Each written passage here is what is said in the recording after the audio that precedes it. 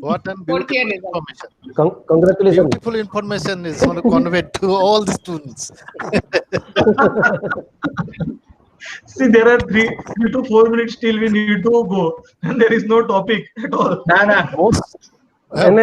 Actually, what happens? Most of the students now in tension. What will happen? You have given tension to the students. Raja sir is going to be serious. Okay. Rajat sir is not so serious. Nothing.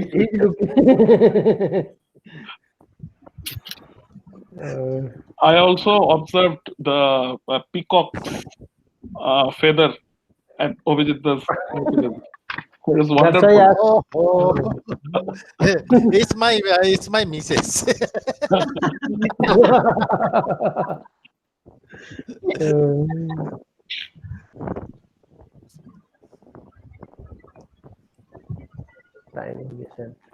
Bridges sir, Bridges sir, time is going.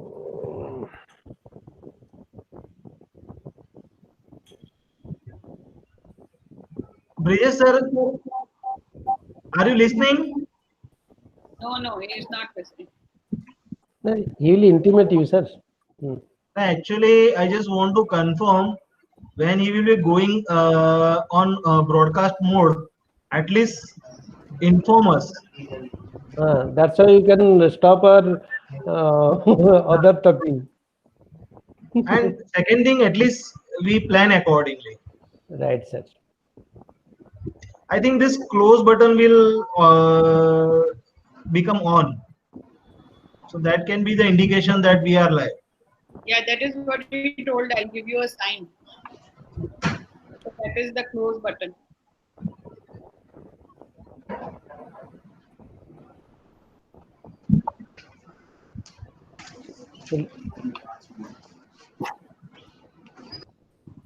Time is half an hour, na? Yes, sir. Half an hour to both time these. is Okay.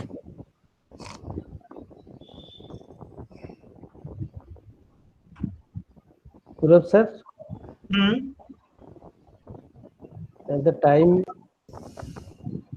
whether it has been started or ના Facebook live નથી sir હજી નથી Facebook live 27. It is right now 2:27. 3 minutes to go. अच्छा 3 minutes है. 3 minutes is sufficient. क्या है ना madam, खाना खा सकते हैं. जानती हो? पांडा साहब लंच ले लिया ना आपने? अरे मैं लॉन्च बस लेके पांडा सर सबको का पूछ lunch लिया, चला गया। सब लोग ले लिया एक्सेप्ट टीना मैडम. कल नहीं teachers I have training taken. program was conducted by teachers training director of Parul University. So that was during 2 to 4 p.m. Probably it was for the faculty of JNHMC and PAHR. Shortly it will be for AHMC and RHMC too. What? There was a pedagogy session from teachers training director Dr. Devyani Pandit and Dr. Chaya Iyer. For us, That was sessions are already taken. 2 sessions are taken. One is of English speaking and one is of writing. okay. Sessions So are taken for our college. okay, so it has already been done. Yeah. But yesterday we had that session, and Panda sir just missed the lunch because of that. Because of you, not because of that webinar. You have not slept me to take the launch.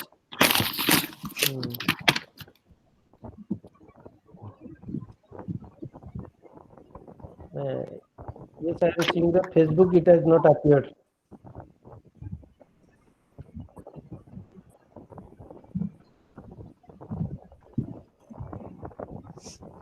Again, 1 minute sit there, no? Live. I think that yes, we are live now. So let's begin the session. We all are live now. So let me start the today's webinar. Good afternoon, one and all. Honeymanian greetings to all of you. Myself, Dr. Purav Desai, Dean, Faculty of Homeopathy, Parul University, and Principal of Jawaharlal Nehru Homeopathic Medical College. Dear all, as per our commitment, we are coming to you with a series of webinars we call the eminent personalities of homeopathic world on the board. Such topics which are the need of the time. At Parul University, there are 16 diverse faculties are functioning, and all of them are regularly conducting the series of webinars by calling distinguished personality from the respective fields. The Faculty of Homeopathy is equally active in this drive. I am glad to share with you that till today we could organize 5 successful webinars, and now coming to you with the 6th one. Due to this pandemic COVID-19, the rhythm of routine practices have entirely been disturbed and the uncertainty is still persisting. This is just reminding me the quote that everyone thinks of changing the world, but no one thinks of changing himself. So let's be flexible and adopt the changing pattern of the globe. As per the directives of the President, Dr. Devanshu Patel, the staff members and the students of Faculty Homeopathy has taken up the new teaching and learning modalities, and now we all do through e-learning mode. Our working force also amplified by the Director Paramedicals of Parul University, Dr. Komal Patel Madam, and the list of other notable officials. Our efforts are not constrained to ourselves, but we wish that the entire fraternity shall join with us in this great voyage. We are a unit of 4 colleges, JNHMC, that is Jawaharlal Nehru Homeopathic Medical College, and Parul Institute of Homeopathy and Research are located at Vadodara. Ahmedabad Homeopathic College is at Ahmedabad, and Rajkot Homeopathic College is Rajkot. Our aims are to sort the moon, which is not possible single-handed. So we follow the quotation of Helen Keller that alone we can do so little, together we can do so much. With the joint and collective efforts of our team, we could add the feathers of NABH accreditation to crown of all the IELTS college hospitals of Parul University. The leaders of our team could excel the prominent positions like empaneled in the recognized accreditation panels of NAB and NAC. Mutually, we could organize successfully national seminars on homeopathy on annual basis. We could conduct workshops, ROTPs, homeopathy, and many more outstanding programs. Credit goes to the management of Parul University for constant motivation of us for doing such magnanimous events. The story of our journey is infinite. So let me switch off it here and introduce you the first team member of our unit, Dr. BP Panda sir, to do the welcome address on behalf of Parul University for today's webinar. Dr. BP Panda sir is a principal of Parul Institute of Homeopathy and Research, Vadodara. He is a professor in Department of Organon of Medicines, member of Board of Studies at Parul University, ex-BOS member of Saurashtra University, and NAC peer committee member. I request him to do the welcome address of today's webinar. Over to Dr. BP Panda sir. Thank you, Dr. Purav sir.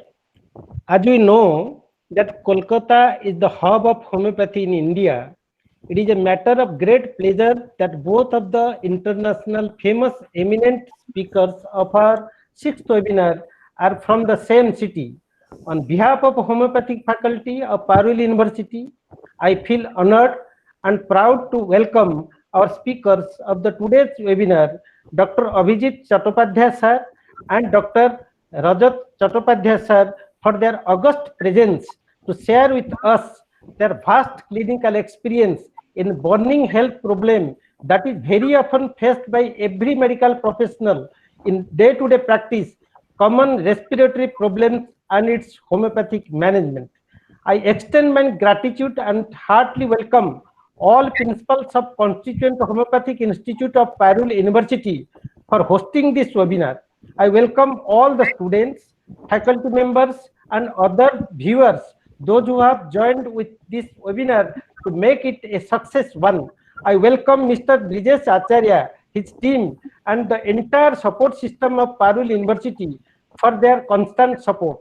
I welcome with regards Dr. Devanshu Patel sir, the President of Parul University, Dr. Komal Patel, Madam, Director, Medical and Paramedical Institute of Parul University, for the constant motivation and providing this platform for our homeopathic faculty to conduct the series of webinars to enrich the knowledge of our fraternity.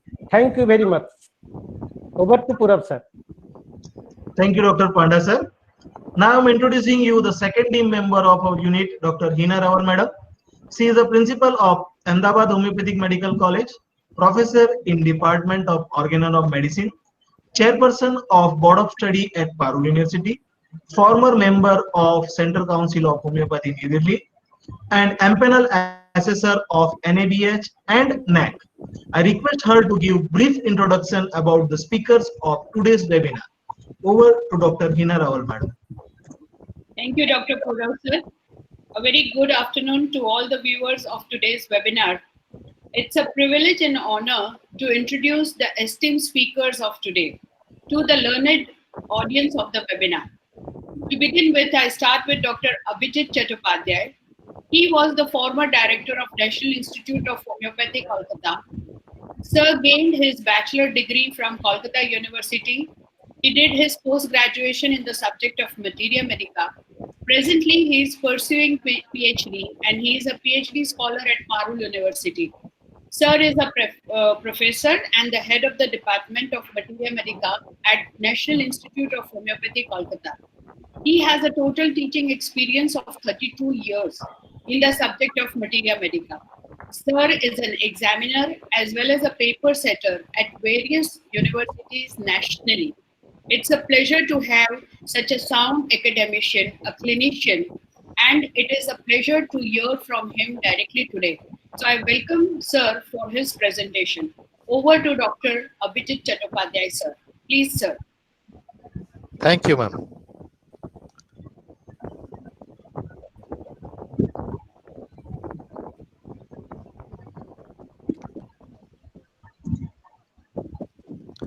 Thank you.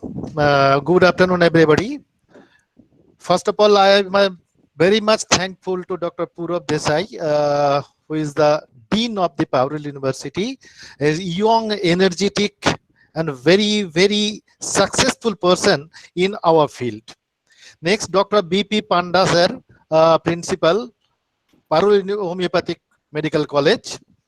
I am very thankful to him also for giving me the opportunity to be here and sharing my just poor knowledge to you. And then Dr. Hina Rawal ma'am, Principal, Ahmedabad Homeopathic Medical College. Then most I like to congratulate and most thankful to Debangsu Patel sir and Komal ma'am for arranging such type of webinar for thinking the whole homeopathic fraternity of India. And lastly, Dr. Mehta sir, thank you sir, and Mr. Dr. Brijesh Acharya, who have arranged all these things at a time. Now, why this topic was chosen? This topic was chosen because nowadays we are all having fear of COVID-19. It's a very minute virus which can stop the whole world. We have seen. We are seeing also. So, first of all, I am very much thankful to Dr. Purab Desai, who is the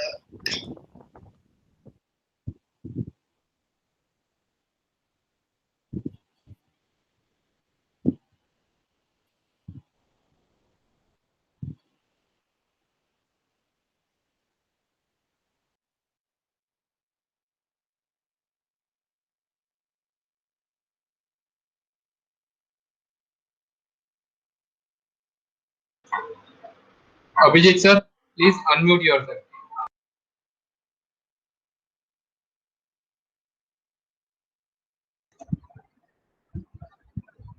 Abhijit sir, your microphone is on mute mode. Kindly do it unmute. audible now? Yes, sir. Okay. So, Yes, sir. Now you are Okay. audible. so why we have chosen this topic? Because every person in India as well as world, we are now afraid of this coronavirus, COVID-19, because it's a very minute virus can stop the world. Because viruses are probably the most common cause of infectious disease acquired within indoor environments and have considerable impact on the human health. We all know, ranging from severe life-threatening illness to relatively mild and self-limiting or asymptomatic diseases. In particular, viruses causing gastrointestinal and respiratory diseases spread rapidly in the community and cause considerable morbidity. Viruses are spread easily through closed environments such as home, school, workplace, transport system. That's why in this COVID-19 leads us to have this lockdown. First of all, they stop schools, allow every person to be in the home, not to go to their workplace, and stop the transport system. Although many of the respiratory and gastrointestinal infections caused by viruses can be asymptomatic or relatively mild and self-limiting, it may so happen we have seen that a lot of cases nowadays are asymptomatic. We are afraid of that. The person is asymptomatic. If the person just touch me, though the person is asymptomatic, I may be affected by that person because the person is the carrier one. And still they represent a significant economic burden. Include not only the immune compromised, but also the elderly neonates, pregnant women, hospital patients discharged into the community, individuals using immunosuppressive drug. You know that the immunosuppressive drug loses the immunity, and also those using invasive system. They're just catheters. It was indwelled and that is being taken out. That also may cause infection, or inhalation systems or devices. Otherwise, healthy family members with asthma or allergies also have increased susceptibility to infection. That's why nowadays it is told that the aged more than 60, 65 and children, those are very much susceptible to the coronavirus, and the aged persons also having some comorbidity which accelerates that disease, and usually the patient died and dying due to this comorbidity. Those are having sugar, pressure, or any sort of heart diseases. They are also being very much susceptible to this coronavirus, and morbidity rate is more in those cases who are having this sort of diseases like hypertension, hyperglycemia, or any heart disease. Another factor to infect its host, a virus must, how it enters the cell as the body surface. Common sites of its entry include the mucosal lining of the respiratory, alimentary, and urogenital tracts, the outer surface of the eyes. That's why it is always advised, wash your hand at least 20 to 30 minutes and do not touch these surfaces, because the outer surface is very much susceptible to have this infection. So do not touch your nose, do not touch your mouth, do not touch your eyes. These are the areas through which this virus enters in our body. Among the factors that affect the infection are virus dependent factors, that is the virulence, measuring viral virulence, and the amount of inoculation, speed of replication, viral spread by virulent genes, and host dependent factors and environmental factors. That means we all know the virus in the environment does not have either life or it is death. But as soon as it comes in our body surface, enter into our body through our surface or enter into the cell, it get its life. And this is the favorable condition for which the virus is able to multiply in our body and tries to produce its infection. Now, these infections are caused by influenza virus, rhinovirus, coronavirus. We have heard the name of the coronavirus earlier also, but in 19, the strength of this virus is so high, it was not earlier. And another virus, a respiratory syncytial virus, that which is what we call RSVs, are a major health burden. Estimates suggest that adults suffer 2 to 5 colds per year, we know, and infants that preschool children have about 4 to 8 colds per day. And rhinoviruses are responsible for outbreaks of this type of common cold in the general community, such as school, daycare centers, hospitals. Rhinovirus and coronavirus have been found to cause a greater disease burden nowadays in elderly people, even living in home, compared with influenza and RSV. So we are now seeing that what can coronavirus do? So it changes its strength and it produces up to the level of the morbidity. Now, the respiratory syncytial virus is a major cause of the respiratory illness in young children, affecting about 90% of children by the age of 2 years, and school going, that is 7 to 8 years, who often carry the respiratory syncytial virus. And in most family outbreaks, although more than 95% of infections are asymptomatic, they are not usually severe. Another is the parainfluenza virus are cause severe colds, croup, bronchitis, pneumonia in children and adults. And in infants, the virus can cause the life-threatening disease. Now, I like to discuss and keep myself restricted to the homeopathic area mostly. So, the most common respiratory ailments which we used to see in our clinic and in hospital, these are common pharyngitis, cold or rhinitis, laryngitis, tonsillitis, sinusitis, croup, subtypes otitis media, acute bronchitis, acute bronchiolitis, viral pneumonia, influenza. So before going to the therapeutic indications, one must remember homeopathy primarily is a symptom-based system of medicine. The medicine is determined by one individual symptoms, and for those who seek specific remedy for a diagnosed case in homeopathy must recall once more that what I mean to say, we treat the patient on the basis of the individualization. We never treat a patient symptomatically.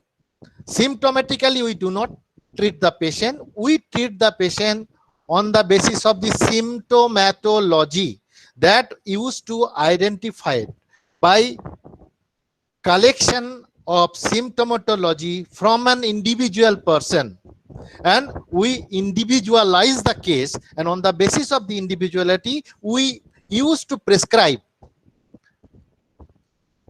In this search for a homeopathic specific remedy, that is to say, in this comparison of collective symptoms of the natural disease with the list of symptoms of known medicines, third aphorism, in order to find among these an artificial morbific agent corresponding by the similarity to the disease to be cured, and more striking, singular, peculiar, uncommon, we used to follow.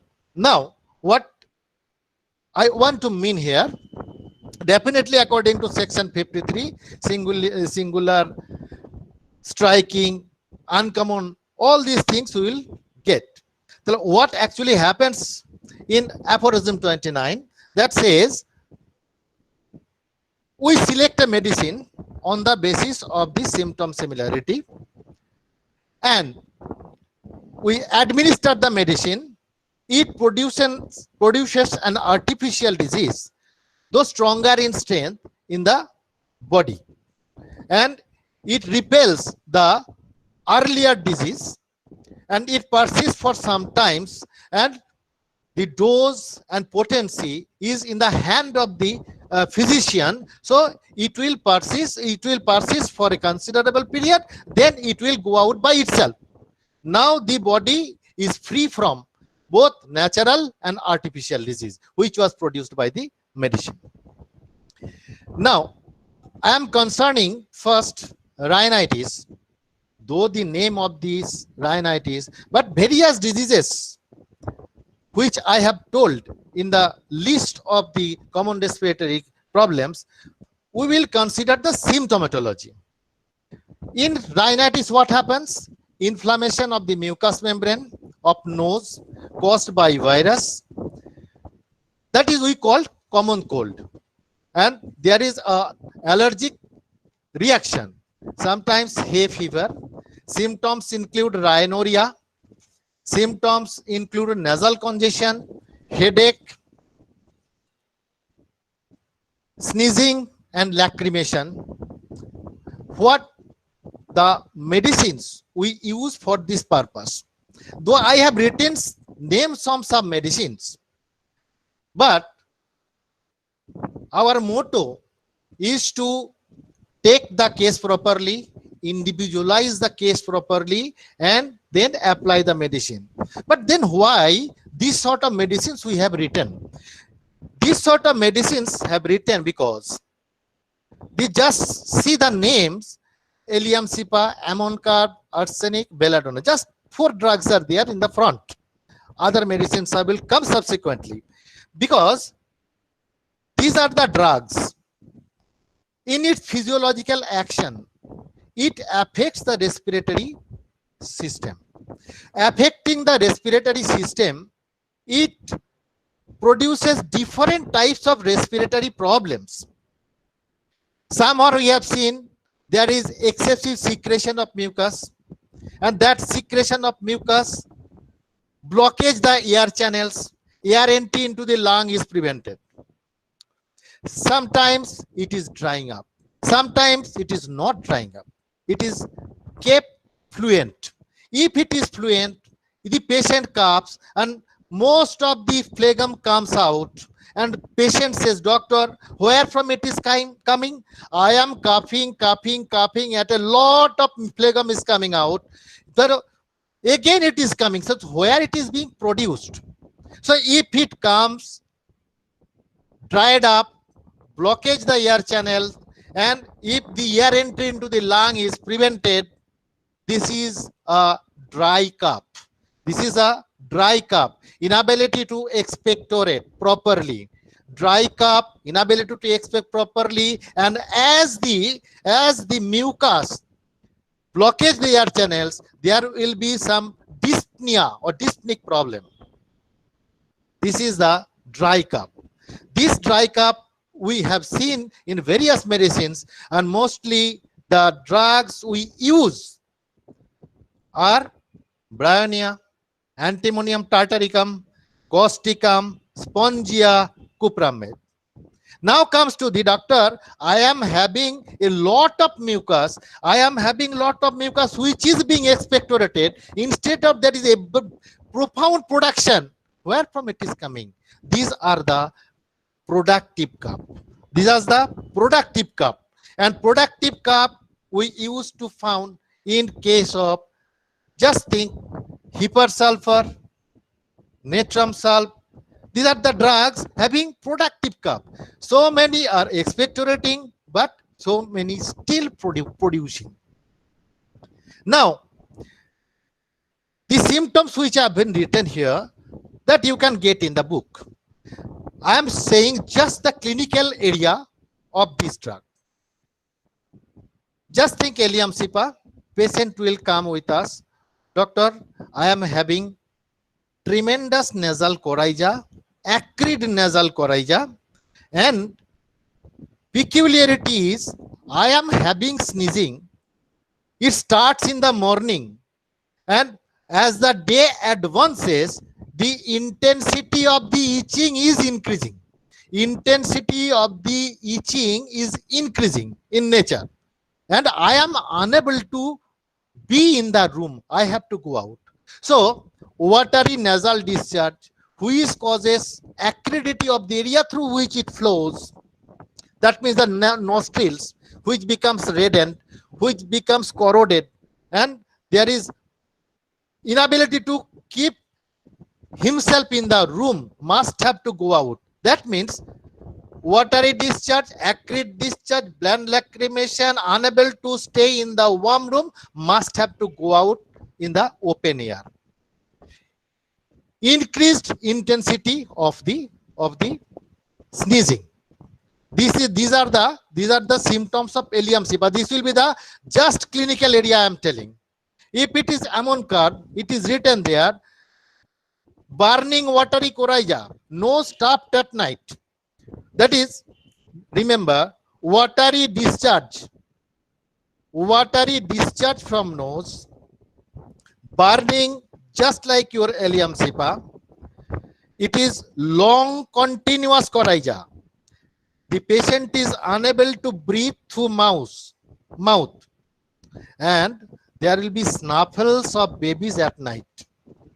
So when the patient of Amon card we used to come to us, we ask the patient, because we are having some drugs having side determinations. So patient will say, mostly the left nostril is being affected. You know that a symptom is there in Amon card, that while the patient is washing face, there will be bleeding, there will be epistaxis, and mostly from the left nostril. So left nostril having affection in Amon card. Other symptoms all are like your Eliam-Sipa, that is watery discharge, burning, long continuous coryza, cannot breathe through mouth, and snuffles of babies at night. Just remember the duck Nux vomica. Nux vomica having almost same symptom, but difference is Nux vomica throughout the day there will be running nose, fluent coryza throughout the day. But when the patient sleeps at night, there is snuffles, stopped nose at night, inability to sleep at night. Next drug I should mention the drug arsenic album. In arsenic album, you know that the patient is unable to lie down. Unable to lie down because symptoms aggravates on lying down. And patient unable to lie down on account of fear of suffocation. Because we know that there is also watery coryza. Patient is getting relief by heat. If you consider arsenic in asthma, because one of the most allergic manifestations is asthma. The asthma used to aggravate in the midnight.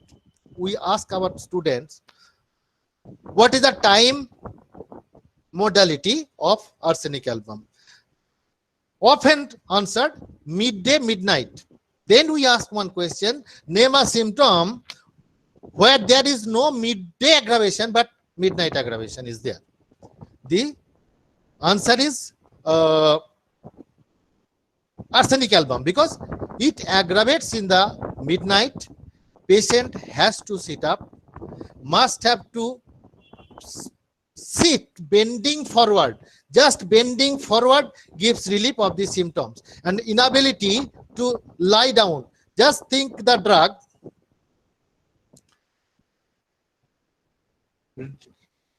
unable or inability to lie down on fear of suffocation. So one patient is there where is also acrid discharge, stoppage of nose, and that is also from left nostrils. And the patient always having discharge, but that means fluent coryza persists throughout the day. And sometimes it becomes dry. There is also sneezing, but patient is getting better by lie down or lying down. Lying down gives relief. The drug is Synapis nigra. Synapis nigra. So lying down ameliorates. Number 1 is Synapis nigra. Number 2, Sorainum. And number 3, Manganum aceticum. Now, in Synapis nigra, there will be acrid coryza, fluent coryza throughout the day. Sometimes dry cough, and dry cough usually with lacrimation. In Synapis, dry cough usually with lacrimation. Sneezing will be there. Lying down ameliorates. In Manganum aceticum, there will be only dry cough, suffocative cough, and as soon as cough starts, patient knows I have to lie down. And patient says, doctor, whenever my cough starts, I know that I have to lie down. And then I used to lie down and I'm getting relief from my cough. And regarding Sorainum, you all know cough, usually asthmatic cough, patient, as soon as the asthma commences, patient used to lie and keeps the limbs stretched apart, and stretching apart causes amelioration for the time being, at least in case of the drug Sorainum. Next drug is Belladonna. Belladonna, we all know that coryza containing blood streaks with mucus, and Belladonna is a drug which is acutely used, and onset is very sudden and violent. And you know that a drug of congestion, whatever the disease is, wherever the disease is, which organ being affected in Belladonna, there will be severe congestion. Congestion leads to flushing of face, redness of eyes, and throbbing of carotid. These 3 main area of Belladonna. Now, one drug I like to say here, because as regard the other drugs I have told regarding dry cough, Bryonia alba, we know that patient must have to sit holding the chest because of the movement aggravates. Patient used to hold the chest during a spell of cough. Just think another drug which used to aggravates in the damp wet weather, that is natrum sulph. Natrum sulph also hold the chest during a spell of cough. Difference is Bryonia is dry cough, natrum sulph is productive cough. Now, next is very good drug for dry. We used to apply this or administer or select this medicine for dry cough is causticum. Causticum, we know that it's a dry cough, very little expectoration or sometimes no expectoration, and patient is in a paroxysmal cough, difficult expectoration, cough only relieved by drinking cold water, and cough leads to pain in the distal part. Mostly the patient used to say, doctor, मेरे को कमर में दर्द होता है. When the spell of cough comes, there is a pain in the hip. Now the question comes, another drug, cough relieved by drinking cold water. Another drug is Cuprum metallicum. Cuprum metallicum, we are thinking just for epileptic attack. Cuprum metallicum is a drug we are thinking for the abdominal problem. And another area is epilepsy, and this our cholera and cough relieved by drinking cold water. Now, nature of cough, what is the nature of cough? Patient having cough, dry in nature, with bluishness of the face, that is the cyanotic appearance of the face, relieved by drinking cold water.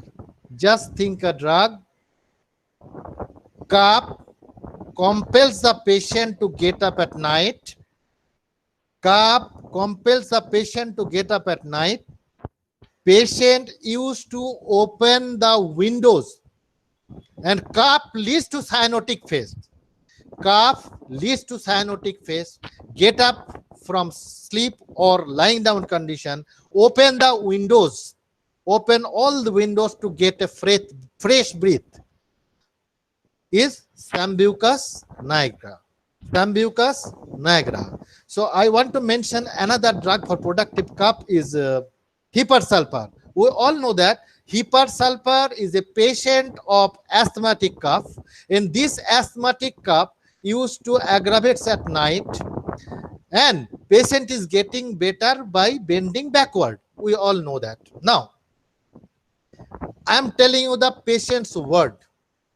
Patient says, doctor, I used to get up at night. I used to open all the windows to get fresh breath. This is a bit different or fallacy symptom of our hypersulfur, because we know that hypersulfur is a very, very chilly patient. All the windows, all the doors are being closed. Patient used to keep a light outside and see that any point is there through which light is coming or not. If any point is there, that is also being closed. So chilly the patient is. Only fallacy the asthmatic, asthma. When asthma occurs, patient used to open all the windows and doors to get fresh breath air. Even then the patient is a very chilly patient. We sometimes ask our students, tell me when hypersulfur is hot. Hypersulfur chilly we know. When hypersulfur is hot, the students are unable to answer sometimes, because definitely good students are answering us, no doubt. But these students, most of the students will not be answered, because hypersulfur hot in case of children. And just see sanicula, in bracket it is written. All the clothes are being opened. Cannot keep the clothings, even in coldest winter. Even in coldest winter. So hypersulfur hot is there. But I say that hypersulfur, though it's chilly patient, yet wants to get the fresh breath from outside, open all the windows and doors. All the windows and doors. Now, I like to say another drug. It's Sabadilla. Sabadilla we used to say like Ilium sipa, like ammonium carb. One is another drug for our allergic manifestations. Here we get spasmodic sneezing, running nose, redness of eyes like belladonna, copious watery nasal discharge. But peculiarity is that the patient says, I am having nasal discharge which is fluent, but we are having the habit to deglute sometimes. And in the throat, doctor, I feel something is lodging which is stringy in nature. If I try even to make out the phlegm, just like our causticum, it's not coming out. But causticum production is not much. But in Sabadilla, production is there, because when it is coming out through the nose, it is fluent. It is fluent. But when it is coming out from the throat, it becomes stringy. It becomes stringy. This is the peculiarity. Phlegm becomes tough. Sensation of the skin is hanging loosely. And I try my best to that is tries to make out by hemming, hawking, like argentum nitricum, and that leads to soreness of the throat. So in Sabadilla, patient having allergic manifestation, patient having watery discharge, with watery nasal discharge, with redness of eyes, and but when the patient wants to make it out from the throat, it's become very difficult. Another drug we must remember, that is antimonium tartaricum, the drug having only affinity for the respiratory system, and we know in physiological action the drug produces definitely a lot of mucus, and which causes obstruction of the air passage. So antimonium tart also having the same symptom like causticum. There is formation but difficult expectoration, and mostly the victim is child, and the sound which happens to be in the chest, mostly in the right side, is being affected. And if you just keep your chest piece of this stato, it will hurt your ear. So sound is there inside, and it is known that which can be heard from a distance, in case of antimonium tartaricum. But the cause is most important. Bad effects of vaccination is the most important cause of appearance of the respiratory problems in case of antimonium tartaricum. Now the question comes that other drugs having bad effects of vaccination, you know that the drugs are Silesia, the drugs is Thuja, Meserium, and antimonium tartaricum. Now we know that in antimonium tartaricum, the complaints that appears from bad effects of vaccination is respiratory problem. In Silesia and in Meserium, the complaints that appears from bad effects of vaccination is skin. And in Thuja, the complaints that appears mostly rheumatism. So bad effects of vaccination in different drugs produces different symptoms. Now, again, I'm going back to Sabadilla. And in Sabadilla, I told that when the phlegm, the patient wants to make out from the throat, it becomes stringy. Remember the drug, Kelly-Bicrom. But peculiarity is discharge is stringy from the throat with violent sneezing. Violent sneezing, sticky discharge from the throat, and from the nose, the patient says that I have to make it out like this. I have to clear my nose as the phlegm that obstruct my nostrils. I have to make it out. But after violent sneezing, the passage of the nose became clear for the time being, but it repeats again. So you may sometimes think it is a drug from Arum triphyllum. Arum triphyllum having the habit to keep the fingers and boring the fingers on the nose and tries to make out something. Until and unless the crust which has to be retracted from the nose by repeated trying, the patient will not be quiet. Another drug I should mention here, the Justicia. Sometimes we used to give the drug empirically because we know that this is one of the most important drug for cough, dry cough. But dry cough, tightness of chest plus constipation is equal to Justicia. Dry cough, tightness of chest plus constipation is equal to Justicia. So several drugs are there in area of respiratory problems. Just we have to watch. Sometimes we have to watch, just observe the patient. Just after observation, we have to prescribe the drug. If the patient appears before you holding the chest in your clinic, you can think of it may be a case of bryonia or it may be a case of natrum salt. On asking, we can go to the proper point which medicine has to be prescribed on the basis of the observation. So drug becomes limited if we have the proper power of observation. On the basis of the observation, we can treat the patient. On the basis of the symptomatology, we can treat the patient. So we'll be very careful on treating our patient. Whatever the name of the disease, we are being guided by sign and symptom. It is intention of all of us to keep all the symptoms of all the drugs in our memory, which is an inhuman task. It's not possible for us to keep all the drugs in our memory.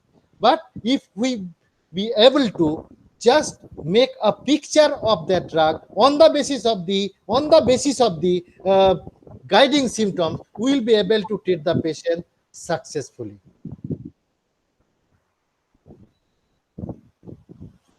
Thank you very much, sir, for your patience sharing. Thank you, Dr. Abhijit, sir. This is the real teaching of homeopathy. That is, listen carefully to the patient. The patient is describing his remedy to you. So it was how from the language of the patient, how to select the medicines, and how from the expressions and the objective symptoms, the selection of the medicine becomes easy. So thank you very much, sir, for your presentation and for your guidance. Thank you very much. Yeah, thank you, sir. Thank you so much, sir. Now our second speaker for today is Dr. Rajat Chattopadhyay, a well-known name in homeopathic fraternity. Sir has done his PhD from West Bengal University of Health Sciences and is postgraduate from National Institute of Homeopathy. Presently, Dr. Rajat sir is principal of the Calcutta Homeopathic Medical College and Hospital, the oldest homeopathic institute of Asia.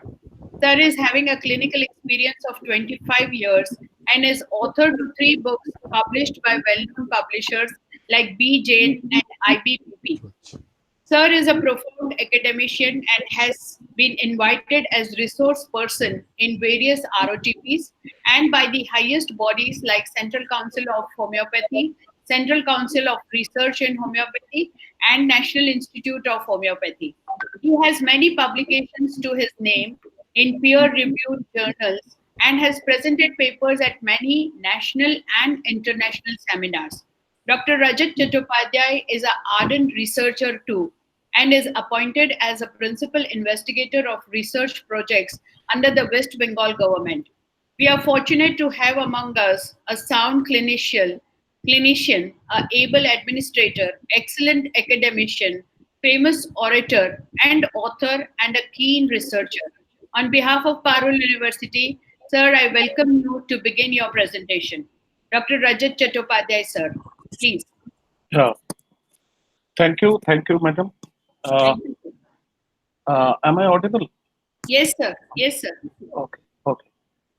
First of all, I should convey my gratitude and feel honored to be invited in the Parul University as a guest speaker in this webinar. And the topic nicely chosen and the current situation, that is the scope of homeopathy in respiratory disorders.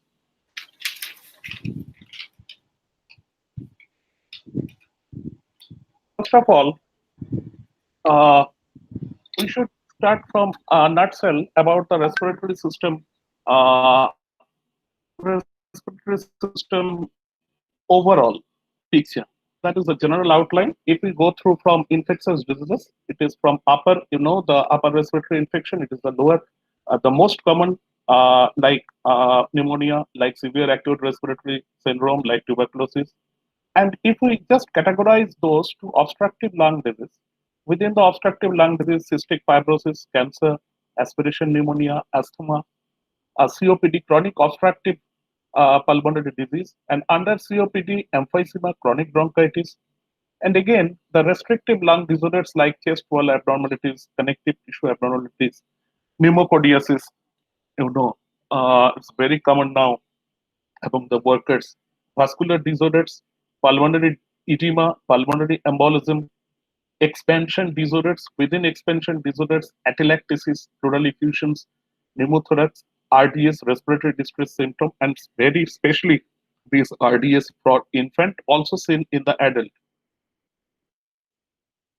Upper respiratory tract infection, I just want to give a very small introduction of all those respiratory diseases, as because I am in the faculty of practice of medicine since long 20 years, so I should just highlight all the diseases of the respiratory tract infections, and then I should go through the homeopathic approach to these respiratory infections, a little bit of Mathematica, and what should be our ideal approach right now.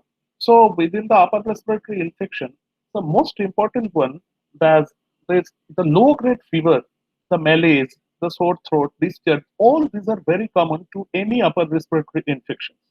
And over 200 different viruses have been implicated, which can cause the secondary infection, which is most important here in the upper respiratory infection. That is the secondary infection. It is very high. All the complications arise due to these secondary infections. And you know that 200 different viruses have been implicated for this. Now, it's the time of influenza. It's going on. And the three viral types most common, that is the ABC, which have a very short incubation period, and all of the influenza having characteristic of high fever in flu, which usually lasts 4 to 5 days. And in influenza, you can see the both upper and lower respiratory tract infection. But which is important, that is death may result from pneumonia from influenza, and the death rate in the influenza through pneumonia is near about 10%.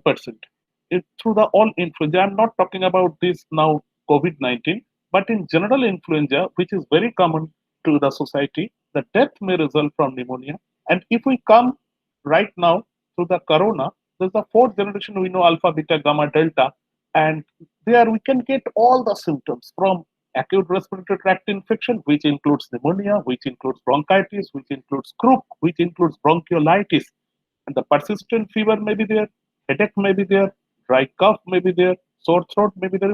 In West Bengal, we have gone through the patients of the COVID positive patients in the quarantine centers, and most of our lecturers also there for the duties in the quarantine centers, and they have found that sore throat is very much common in West Bengal patients of COVID-19 patients, in these particularly right now. So their high fever or dry cough is less common in West Bengal. These are pattern change. It differs to Maharashtra, it differs to Calcutta and the Indore. These are the presentation of these COVID-19 different within India. Obviously, it is totally different in all other countries also. So myalgia, diarrhea, shortness of breath, even systemic illness, these are very important because these COVID-19 can cause systemic illness. This is very important. I'm not talking that only COVID-19 is the novel one, that which only one type of virus that can cause systemic illness, but it has the particular affinity to go through the systemic illness. That's why it is very violent form. So these are the most common three respiratory infections in children, and usually the homeopaths love to treat the child patient, and also the pediatrics and all the mother, they love to treat with under homeopath for their babies, for their children. And these are very common, which is croup, which is laryngotracheobronchitis for the upper tract infection, which is very common up to the 3 years, and usually due to adenovirus, and begin just like upper respiratory tract infection. Another one is the epiglottitis, which is also upper tract infection, and another one which is bronchiolitis. My earlier speaker was also talking about RSV, that is the respiratory syncytial virus. This is very important. Why RSV is very important? Because these myxovirus is very common, and patient having cough, having wheezing and dizziness, severe wheezing and severe shortness of breath, the patient will not give you time. That I will take time, case taking will be much more, and then I have to select. But very quickly, because patient will not give you very time, because patient is in distress. So very cautious we have to be during bronchiolitis. Our approach will be very good, very methodical, very quick also to select the medicine. And I think this patient will give you symptoms, whether this is of aconite, whether this is of antimptot, whether the aconite patient, the suddenness of the aconite, the suddenness of the antimptot, which is very much wheezing. And again, these antimptot patient also become drowsy. Also, the hepatization is in the antimatter, maybe in the middle stage, maybe in the advanced stage. So within this acute phase, you will get also the clues to different remedies also. We will get the indications. So nothing to be worried. Only we have to very cautious about the diagnosis. Whenever it is diagnosed from clinical standpoint, then diagnosis from homeopathic approach. I will come later. So bronchiolitis, that is the RSV infection, which I was talking about. Approx 50% of all the children admitted for lower respiratory tract infection, and it is, you know, that by the age in the America, in the United States, 100% of American kids infected by this bronchiolitis. Don't think that it is not very common in India. Also, it may not be 100% because we are very much exposed here due to poor, low socioeconomical status in India. The childs are very much exposed. So there may not be 100% affection, but it maybe it more than 70%. Predisposing factors are very much common in the familial history. The cigarette smoking, these are all predisposing factors. But which is important, that is the hyperinflation, can get air trapping, can get obstructive atelectasis, even obstructive atelectasis. So there may be lung collapse. These are very emergency situation may arise. So obstructive type, under the obstructive type, there is emphysema, chronic bronchitis, bronchial asthma, bronchiectasis, cystic fibrosis. And forced expiratory volume, there's the FEV1 in male and in female as a confirmatory diagnosis. You have to go through the pulmonary function test, and under FEV1 forced expiratory volume, then you can go through the confirmatory diagnosis. You can diagnose from clinically, but for confirmatory diagnosis, you have to go through pulmonary function test and see the forced expiratory volume, FEV1.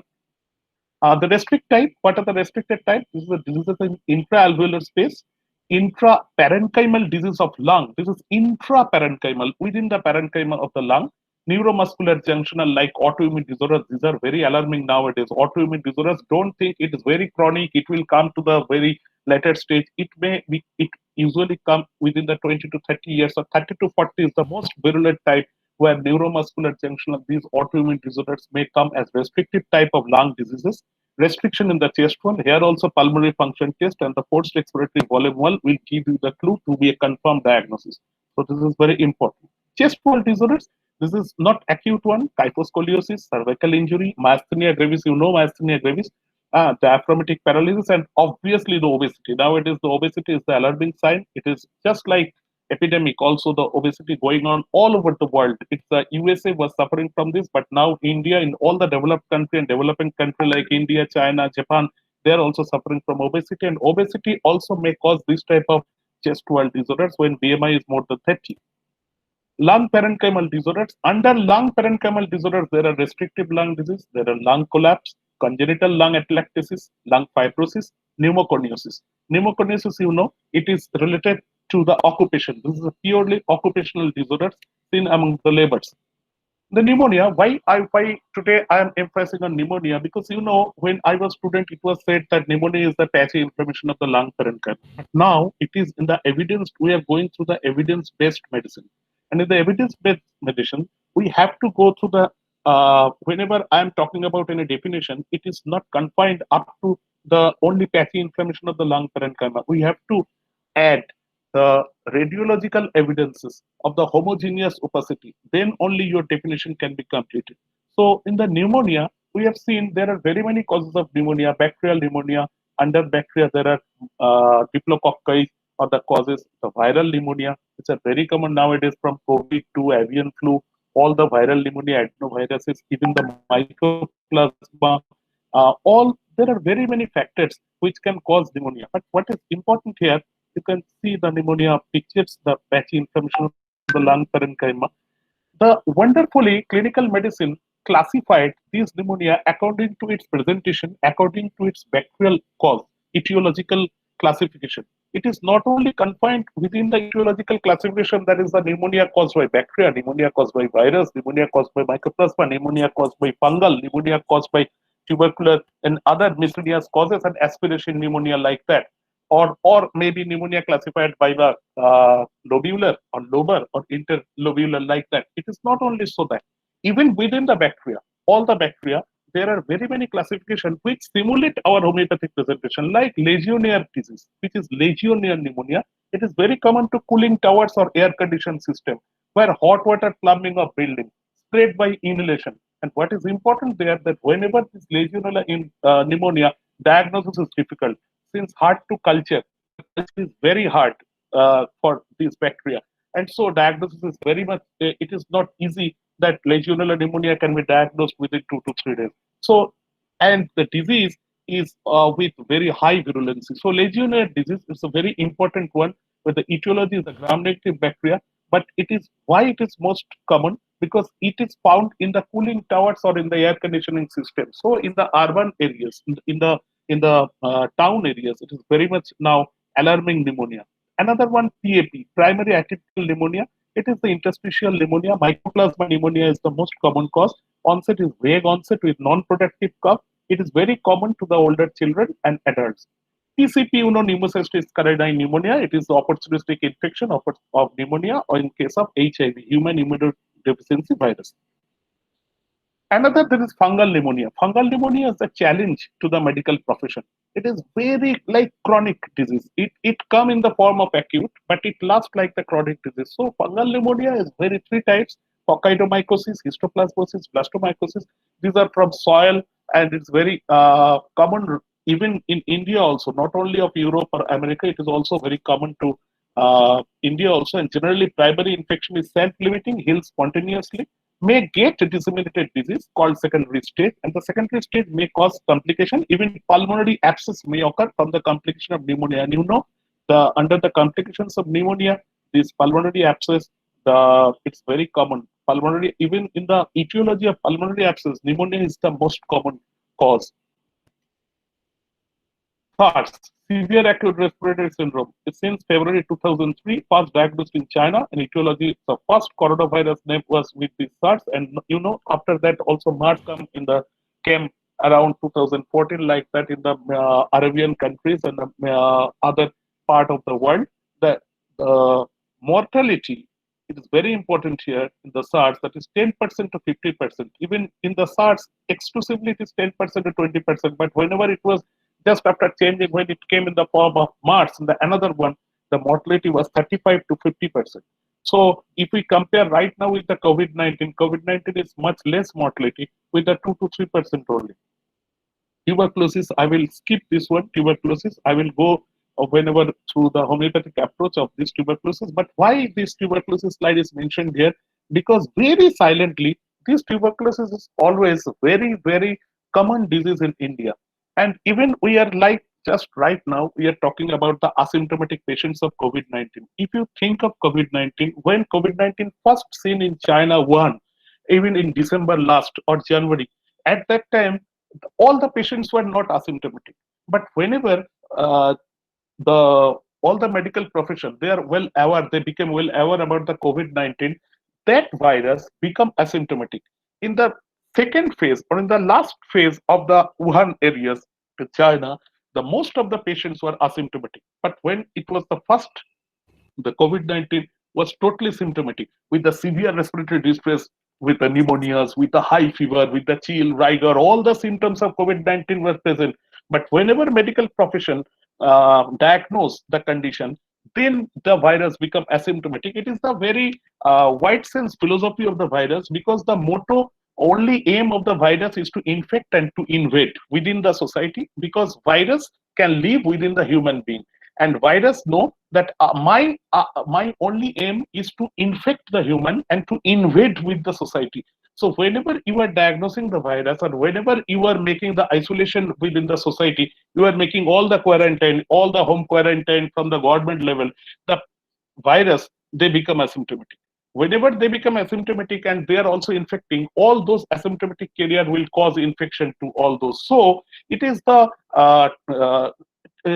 type of war between the human and the virus. So now, right now, I can say that virus is in the winning stage, because see, the virus is now in asymptomatic stage, and ultimate aim of the virus is to infect more than 60% to 70% or 75% population of the whole world. Then only its virulence will come, will go less. So then this COVID-19 mortality will be much more or less. But why I am talking with this tuberculosis? Because tuberculosis also was very virulent form in the very remote past. Even the leprosy, like homeopathic in connection with homeopathy, it was a very primary form of SORA. And if you think of chronic disease, the very violent form of leprosy, erysipelas, it was very violent form. And all the leprotic patient and all these erysipelas patients, they were all quarantined, and all those patients were isolated. And ultimately, those diseases become very less virulent.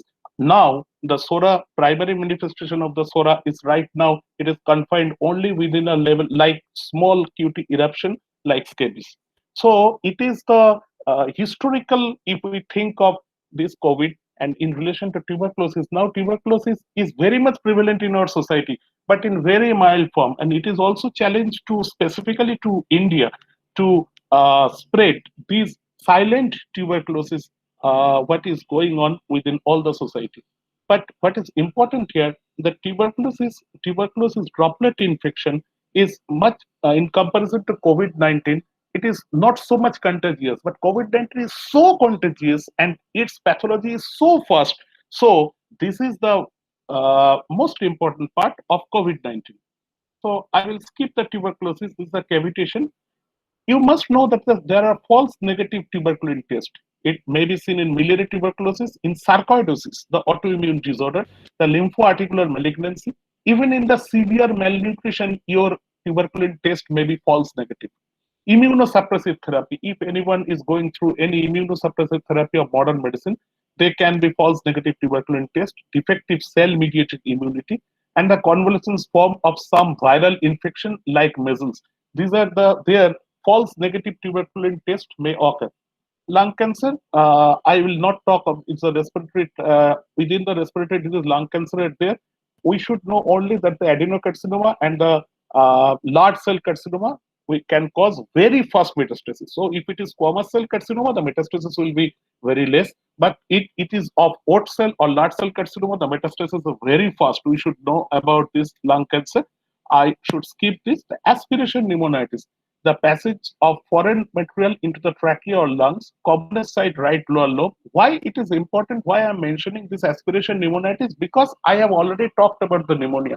And there are very many classifications of the pneumonia. Aspiration pneumonitis is another variety, where two important parts, that is solid objects produce obstruction and the liquid objects produce inflammation. So aspiration pneumonia may be solid, may be liquid, and one cause obstruction, another cause inflammation. There are complications of acute respiratory distress syndrome, pulmonary abscess, and systemic effects of absorbed material. Which material was absorbed, that may cause systemic effects. These are the cause of aspiration pneumonia, which is very common in children for newborn meconium and infants and foreign bodies with playing with the foreign bodies, children with congenital abnormalities like cleft palate, adults during operation, adults with cafe coronary, talking while eating. It is very important part. That's why it is told you don't talk while eating. So and another, old peoples with less gag reflex. Whenever a patient, whenever human becoming old, the gag reflex becoming less. So it may occur aspiration pneumonitis in case of old. Asthma, bronchial asthma. These are very much allergic conditions related to bronchial asthma. It also come with under COPD. As per one American authority, Harrison's Internal Principal Medicine, bronchial asthma should be included under COPD. But as per Davidson's, England-based clinical medicine, they usually consider asthma as a separate entity because it is purely related to our extrinsic and intrinsic factors, and the allergic manifestations is the most important factors of asthma. The etiology, inflammatory reactions, and the key antibody IgE, and the allergens and the irritants. There are very many allergens and irritants, very many, even the chocolates, even the chickens. These may cause the allergens. The histamines and the leukotrienes, the SRS, slow reacting substance A, these are the inflammatory cytokines, and chronic asthma can lead to irreversible damage to lung tissue. Incidence of asthma increased over last 10 to 15 years. And under COPD, chronic bronchitis, emphysema, chronic asthma. Also the chronic bronchitis where patient will cough and cough and cough, but the expectoration will be much and more. usually we ask during undergraduate level question that what is the basic difference between chronic bronchitis and bronchial asthma, because the expectoration is much more less in bronchial asthma, where chronic bronchitis the expectoration is very easy expectoration, like what Stanham met, where if you think of Materia Medica of Stanham met with the weakness, with the Stanham, it is the Stanham, the tubercular background with the weakness of the chest, everything weakness. So tubercular background is there, and the easy expectoration like salt, our musty odored easy expectoration. These are all you can see in chronic bronchitis, and whatever happened in the chronic bronchitis in the secondary infection, that was caused by the bacteria infection. Secondary bacterial infections like Haemophilus influenzae. Haemophilus influenzae may cause yellow expectoration. Whenever it is Pseudomonas infection, it may cause green. Whenever it is something streptococcal or staphylococcal, that becomes sticky. So our Materia Medica, this differentiation can be taught as the uncommon peculiar symptoms. Whichever it is sticky, we can see in the streptococcal or staphylococcal infection, this type of sticky discharge, even which is very common to graphitis, like, or which is very common to other, even the stringy type, very thick, like Cali group, like Cali bicrobicum or pulsatilla. You can see it in the secondary infection of Pseudomonas type, with green and yellow and very thick. So these bacterial infections, these presentations may also individualize one another Materia Medica drug. It is something new that Materia Medica symptoms come from. It is also come from pathology, but we have to consider the pathology in the man. We should not consider the disease with the man. We should consider the man in the disease. This is the most important part. The practice of medicine also right now, it is individualizing the disease, but they are not considering the human. But we as a homeopath, we should consider the human first, and then the human in the disease state we have to consider from this angle. Again, the bronchiectasis, most important part of bronchiectasis is the severe hemorrhage. Severe hemorrhage. Even whenever any student is asked what is the most common cause of hemoptysis, usually say pulmonary tuberculosis and lung cancer. But bronchiectasis may come in the second or third stage. Even the first, if in India, the first will be pulmonary tuberculosis, but second one should be bronchiectasis. In the lung cancer, it is not very common. Lung cancer is common, but not common like tuberculosis or bronchiectasis. Lung cancer may come in the fourth place or third place or fifth place. Even the only cardiac complications, that is the mitral stenosis, also can cause hemoptysis. These are the questions we asked during undergraduate examination. But bronchiectasis, we should know that is the bronchiectasis related to severe hemoptysis. Emphysema, severe respiratory distress, patient with the history of cigarette smoking, more than 10 or more than 20 cigarette smoking, permanent irreversible destructive disease of alveolar septa. Ultimately, the enzyme, there is a deficiency in the enzyme, and which can cause the destruction between one and another alveolar wall. These are the cause of emphysema. And emphysema, the most important part of emphysema, the patient think that this is my last breath, I cannot take the next breath. It is also written in our Materia Medica. It is also written in our Apis mellifica. It is also written in another drug. So these are the symptoms which can be produced also by any other drug. That is the beauty of homeopathy. But it is not that Apis mellifica can produce only this symptom. This symptom is also produced in case of hydrothorax. This is my last symptom. This is my last breath. I cannot take the second breath. It is also produced in pneumothorax. It is also produced in hydrothorax. It is also produced in emphysema. So breathlessness, the shortness of breath, these are the presenting symptoms of Apis mellifica. But for prescribing Apis mellifica, the patient should be thirstless. Patient should have the attitude of Apis mellifica, the lack of thirst. Everything like Apis mellifica constituency, the effects in right side. These are the constitution of the Apis mel patient. Then we can prescribe Apis mellifica homeopathic point of view. Restrictive lung disorders, 2 groups of disease. I have already told this. Pneumoconiosis, very important one, which is related to tuberculosis also, and which is related to our occupational disorders also. Vascular disorders, I should skip all those. Pleural effusion, pleurisy is another important part, but in acute form, there is heaviness and simple chest pain, chest and a heaviness in the wet pleurisy, dry pleurisy. That in the dry pleurisy, pain is much more. We have very many medicines. Even when I was an earlier college at, now I am in Calcutta Homeopathic Medical College, but at Mahesh Bhattacharya College under IPD, we have treated 2 recorded cases. We have documented of this pleural effusion, and we have documented all those. The patient was sent from the DOT center, and under homeopathic treatment, ultimately patient recovered. So we have very many patients that don't think that Bryonia, as because Bryonia, symptomatology of Bryonia is very much similar to pleurisy. So in every pleurisy patient, you should give Bryonia. Because the typical stitching pain is seen in Bryonia, and the typical stitching pain is seen in pleurisy. But that typical stitching pain is also seen in costochondritis, Titt syndrome. That typical stitching pain may be also seen in pericarditis even. So we should remain cautious to prescribe any medicine. Pleural effusion and the pneumothorax. Under pneumothorax, which one is most important? That is the spontaneous pneumothorax, open tension. I should mention only one thing. Be cautious about the tension pneumothorax. It is the valvular pneumothorax, and it is the only condition when you can get the tympanic sound. Tympanic sound is heard during abdomen palpation. Whenever you are palpating the abdomen, there may be tympanic sound. But tympanic sound you can find in chest. It is very common in pneumothorax, particular variety, tension pneumothorax. Tension pneumothorax, the patient, one thing is written in the book, that is the giveaway sensation. Giveaway sensation. Patient can't take breath. Giveaway sensation. Death is better than that. That I may die, but I can't take breath. This is the symptomatology of pneumothorax. It's subjective symptomatology. For the subjective symptomatology, I should refer our Sevin's Clinical Medicine. If you go through those books, very old books, but reprint edition, but the presentation of the clinical medicine is very much like our homeopathic approach. So these are the form of pneumothorax. It is very much available over the net and over the textbooks. Respiratory distress syndrome, infant RDS is very common, not enough surfactant, but also the adult respiratory distress syndrome also, which is called shock lung.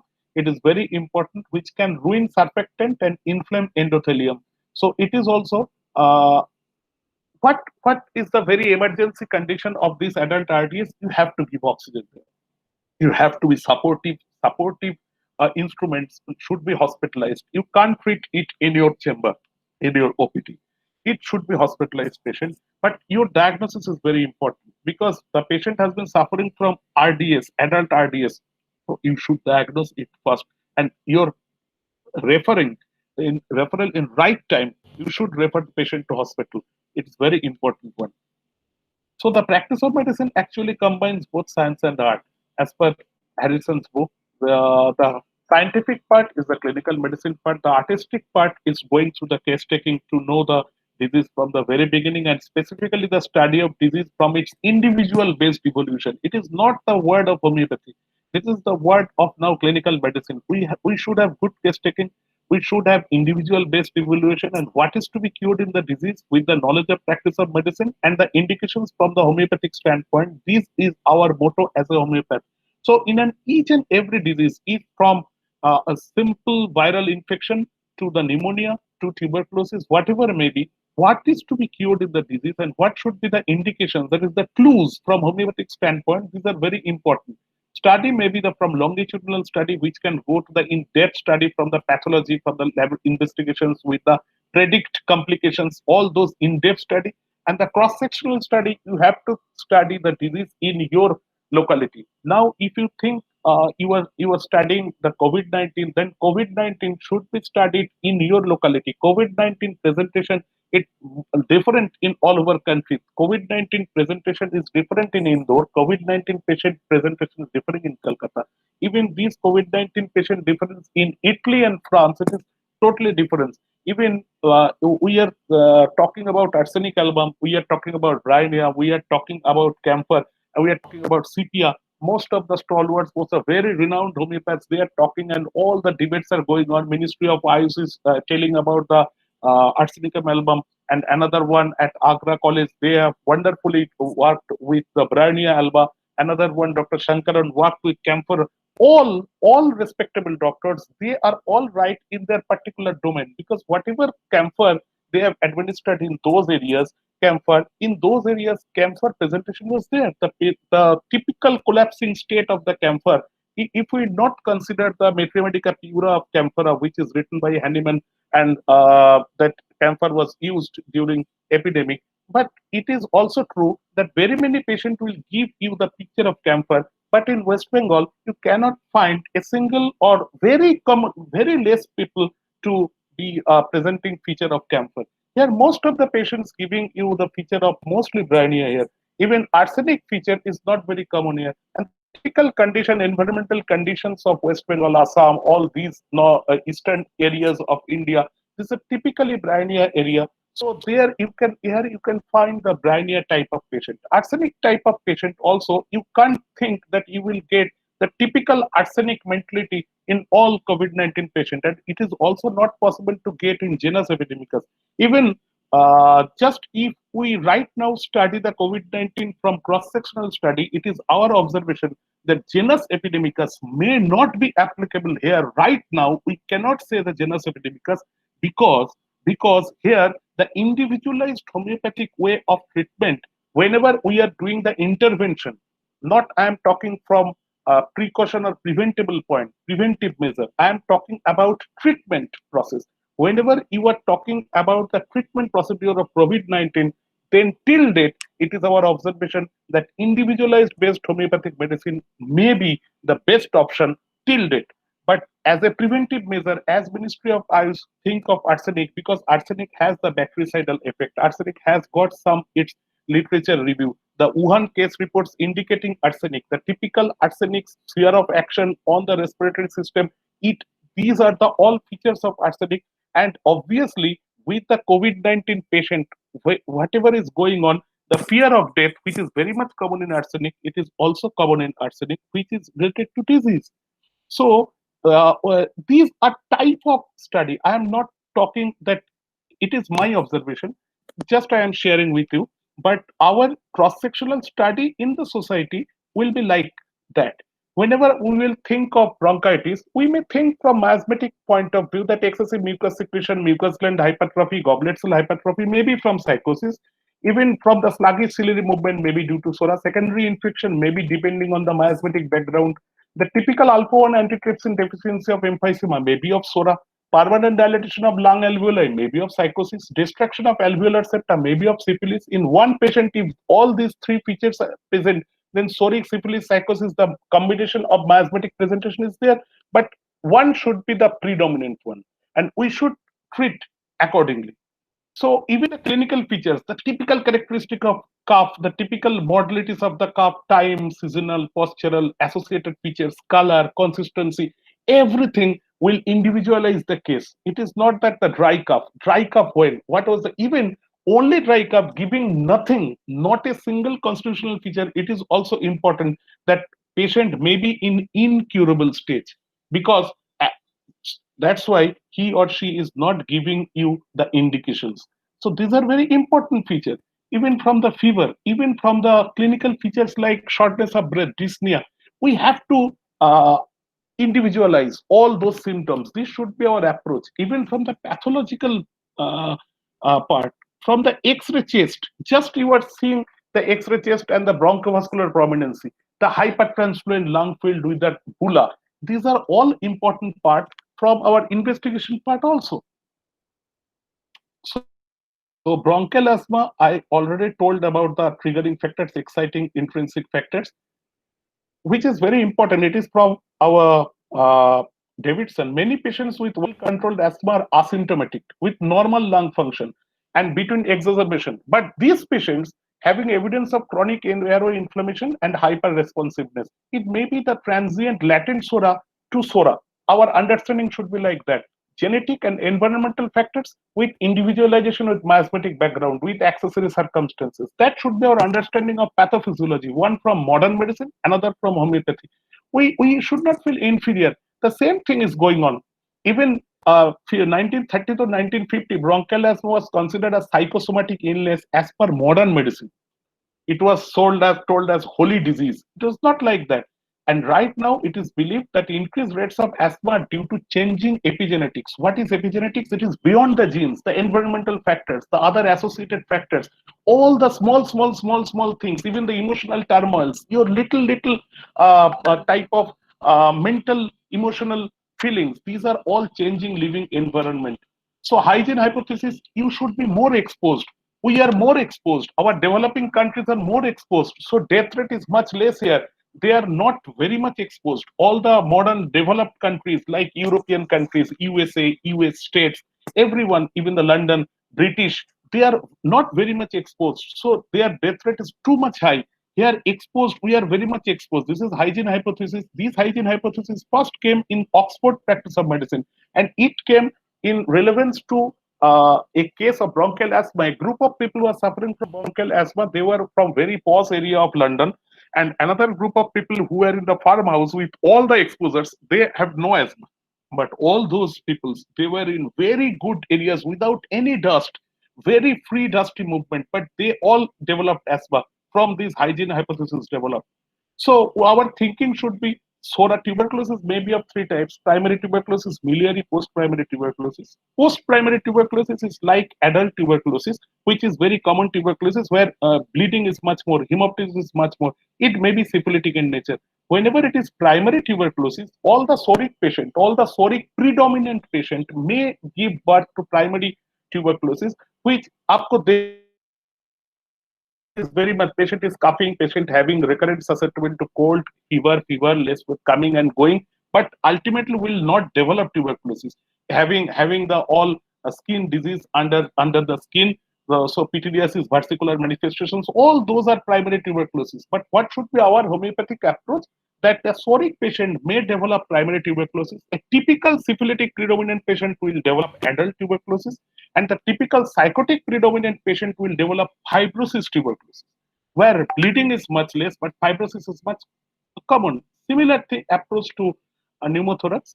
Now I will go through I am not the man of materia medica, but whatever experience I have seen, I have observed, I have gathered through all my seniors and also through my clinical practice in the OPDs, earlier in the Maheshwar, right now in the Calcutta Homeopathic Medical College. We are going through very many respiratory diseases cases in West Bengal, most of the patients of respiratory. So we have few selected medicine like gallic acid, the stramonium like fever, tuberculinum like violence, hemorrhagic cough like phosphorus in advanced lung pathogenesis, and restless like attention deficit hyperactive disorders. All these are new drug. I'm not talking about that you should, but you may try. It is a very combination drug. I should also Torula, doctor, another one senior doctor is very this drug. He in his practice first he told us you try. We know the bad effect of vaccination. Bad effect of the vaccination is very good. Antimptot, Thuja, Silesia, my earlier speaker Abhijit wonderfully narrated. But I should mention that Mesoreum also for bad effect of vaccination, and if it is related to cough, and if it is related to whooping cough like cough, if it is related to allergic cough like cough, and if that cough only relief after vomiting, the only one drug in the repertory book, that is the Mesoreum. So think of Mesoreum not only from the bad effect of vaccination, but also when cough relieves only after vomiting, single remedy rubric in the Kent's repertory is Mesoreum. Torula is another. If you are thinking that your Antimptot, Thuja, Silesia, anyone is not coming and or not working, then you can think of Torula as bad effects of vaccination, and multiple immunization or multiple foreign bodies which produce immunization hazard like autoimmunity disorders. You can think of these drugs. Netramarts, one specific point is there, specific modality where bronchitis, especially in children just above 7 years old, and terminates cold and conserves strength and appetite. Very often these remedies used as a complementary intercurrent remedy after arsenic. So Netramarts after arsenic. These are the keen physical observation from homeopathic point of view. If there is serrated teeth, we think of Metroinum. You know, the serrated teeth is the serrated teeth of congenital syphilis with all the signs of congenital syphilis, the shiny nose of phosphorus, hairy back of tuberculinum, typical yellow teeth of Lycopodium, Thuja basilinum, large lips, the basilinum, small jaw of Calliiode, warts on eyebrows like Thuja. These are all keen physical observation also noted during a respiratory disease approach.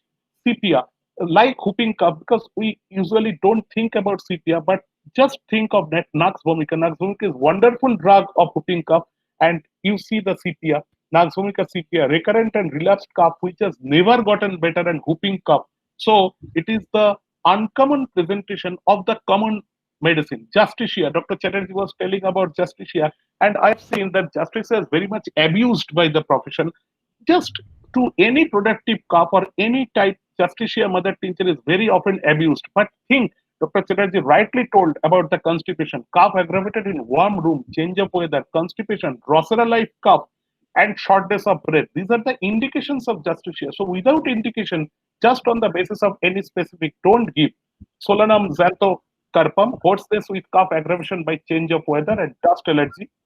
This is another one, Tuberculinum aviar, the very abused drug during influenza. Whenever it is the time of influenza and these Tuberculinum aviare, even this drug made by our Hahnemann Publishing Co. HAPCO and also by Suave. So the most good company, pharmaceutical company, they usually they manufacture this drug aviare. It's available, but it is no proving is there.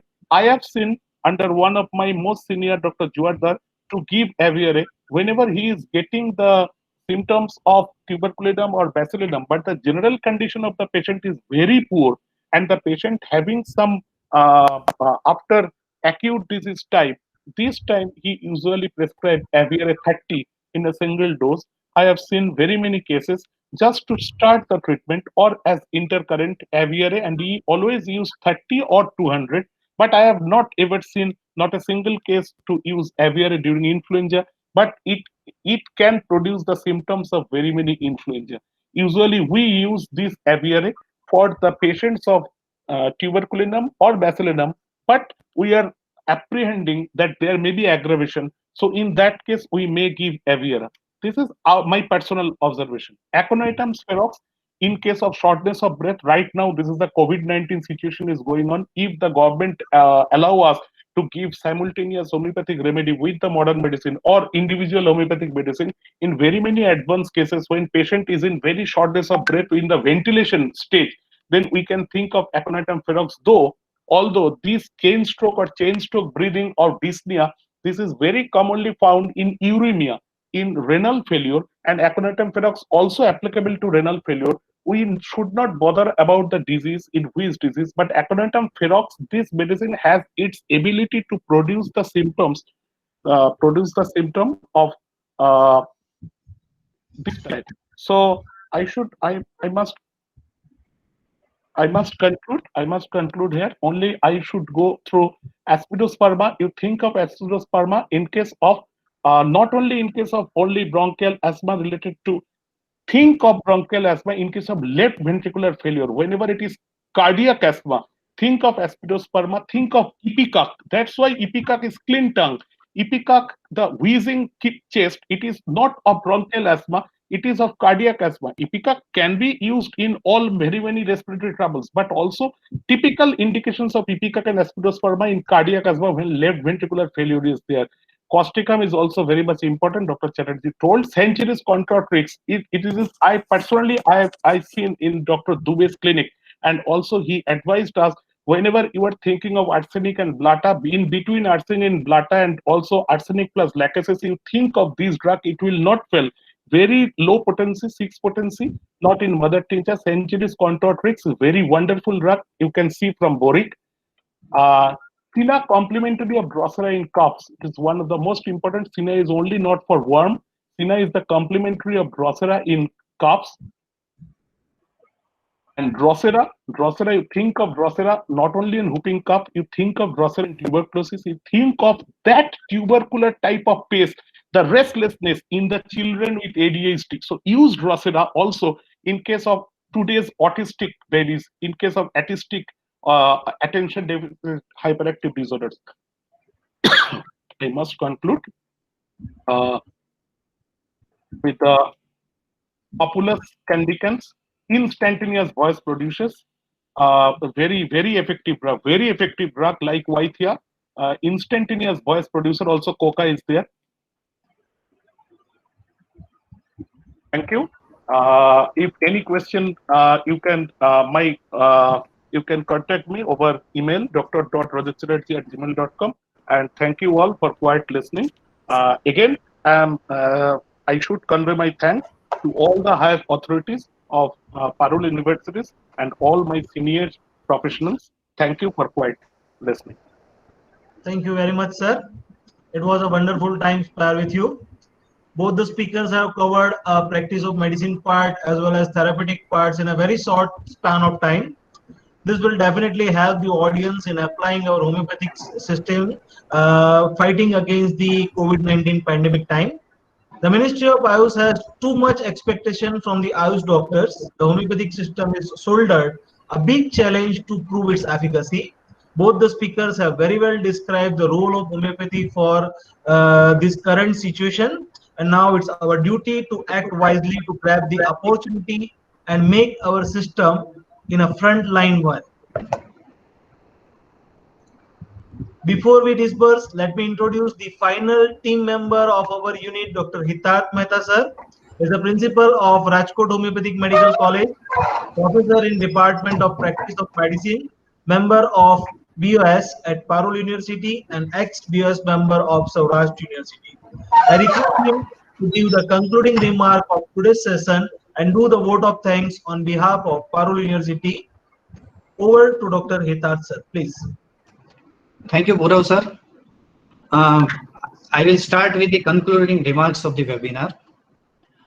Respected Dr. Abhijit Chattopadhyay sir started his speech with the importance of the coronavirus, how it gets spread. So social distancing is to be maintained by each and every people. Stay home, hand hygiene, which is very important. The mortality takes place is because of the comorbidity, either associated diabetes mellitus or hypertension or pneumonia. Sir, emphasizing what is the importance of the symptoms in order to treat the patient homeopathically, and how to differentiate the symptoms of respiratory system, cough, which is dry or productive, bryonia, natrum sulph. So nicely differentiated different homeopathic remedy, Allium cepa, ammonium carb, Manganum aceticum, Sorainum with its modality and constitutional adaptability. So in nutshell, Dr. Abhijit sir is having great explicit explanation of importance of observation or objective symptoms in order to prescribe the remedy. So thank you very much, sir, for your wonderful session. Respected Dr. Second, our webinar speaker, respected Dr. Rajat Chattopadhyay sir, started with his speech with the scope of homeopathy in respiratory disorders, with classification of respiratory disease, upper respiratory tract infection, which is very common in children, then lower respiratory tract infection, especially pneumonia. Sir nicely explained elaborated discussion focusing on COVID-19, that is pneumonia in detail, then tuberculosis, asthma, bronchiectasis, emphysema. So nicely correlate with the symptoms of the disease with the symptoms of the drugs or medicine. So type of 4 between the human and virus, which will continue. So respected Dr. Rajat sir, emphasizing on knowledge of disease is very important in order to treat the patient. Simultaneously, the knowledge of the symptom, which is very important. And in context with the research methodology perspective, longitudinal study in depth, constitutional study in different source, but we should come up with the proper data. Lastly, COVID-19, the individualization is the best option for every homeopath, as guided by the Ministry of Ayush, Arsenical 30, which is the best option. So thank you very much, sir, for your wonderful session. Thank you. Now I will proceed for the vote of thanks. Firstly, I am thankful to the management of Parul University, President of Dr. Devanshu Patel sir, Dr. Komal Patel madam, Director of Ayush College of Parul University, for ever encouraging us to organize such a program which boosts the teaching process. They have motivated us to set new benchmark in the field of education during the period of lockdown. I am thankful to both the esteemed speakers of today's webinar, Dr. Abhijit sir and Dr. Rajat sir, for sharing their valuable knowledge and experience on respiratory disease and its homeopathic management. I am thankful to our team members, respected Dr. Purav Desai sir, Dean Faculty of Homeopathy, Parul University, Dr. Ina Rawal madam, Principal of Ahmedabad Homeopathic Medical College, respected Dr. BP Panda sir, Principal of PIHR, for putting well-coordinated effort to conduct this webinar. My heartfelt thanks to all the viewers for their patiently listening, both the speakers. Special thanks to behind the scenes of webinar, Mr. Vijay Acharya sir and Jiten Kubani. Keep participating likewise. Thank you all. Thank you, Dr. Hitesh sir. Please note that the announcement of upcoming webinar, it will be on 13 June 2020 during 1 to 2 p.m. The distinguished speakers will be Dr. Munir Ahmed sir and Dr. Tajwar Khan, and the topic will be threshold concept for case interpretation as prelude to repatriation and homeopathy. Thank you all and stay tuned. Thank you. Thank you, sir. Thank you, sir. Thank you, sir. Thank you. Thank you. So we all Namaskar, are sir. now merging. Thank you all. We are leaving. We are leaving. Yes. Thank you. Thank you. Leave. Yes.